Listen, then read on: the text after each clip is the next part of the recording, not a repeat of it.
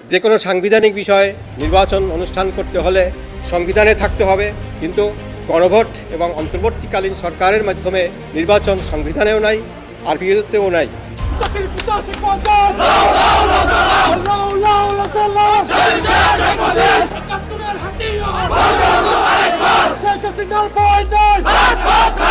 দেশের সর্বোচ্চ আদালতের আইনজীবীরা, দেশের মানুষ, সারা বিশ্বকে আমরা জানাতে চাই, আমরা এই সরকারের বিরোধিতা করে আসতেছি, এই নির্বাচনের বিরোধিতা করে আসতেছি।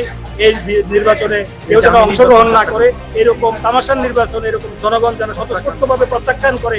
এজন্য আমরা আদালত বর্জন কর্মসূচির মাধ্যমে জনগণের ঐক্য তৈরি করার জন্য আমরা চেষ্টা করছি। ফেব্রুয়ারির 12 তারিখের নির্বাচনকে অবৈধ ঘোষণা করে এবার সারা দেশব্যাপী আদালত বর্জন করল আওয়ামীপন্থী আইনজীবীরা।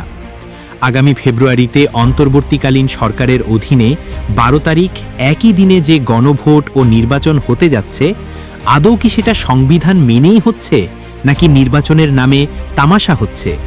কিন্তু আসল সত্য হচ্ছে, গণভোট এবং অন্তর্বর্তী সরকারের মাধ্যমে যে নির্বাচন হতে যাচ্ছে সেটা আসলে সংবিধানেই নাই। শুধুমাত্র নির্বাচিত সরকার বা তত্ত্বাবধায়ক সরকার ব্যতীত সংসদ নির্বাচন পরিচালনা করতে পারে না। কিন্তু মোহাম্মদ ডক্টর ইউনূস সংবিধানকে তোয়াক্কা না করেই বিতর্কিত নির্বাচন করতে যাচ্ছেন, যা সামনে মহা সংকট তৈরি করবে।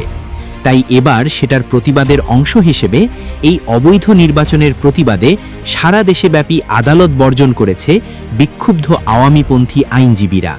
বিক্ষুব্ধ আইনজীবীরা বলেন, দেশবাসীরা জানুক এই সরকার যে নির্বাচন করতে যাচ্ছে তা সংবিধান বিরোধী, একটি তামাশার নির্বাচন করতে যাচ্ছে। তাই আমরা সারা দেশব্যাপী আদালত বর্জন করেছি জনগণের ঐক্য তৈরি করার জন্য, যাতে তারা এই নির্বাচনকে ঘৃণা ভরে প্রত্যাখ্যান করে নির্বাচনের সময় আসলে ঘরে বসে ভোট না দিয়ে প্রতিবাদ করুক।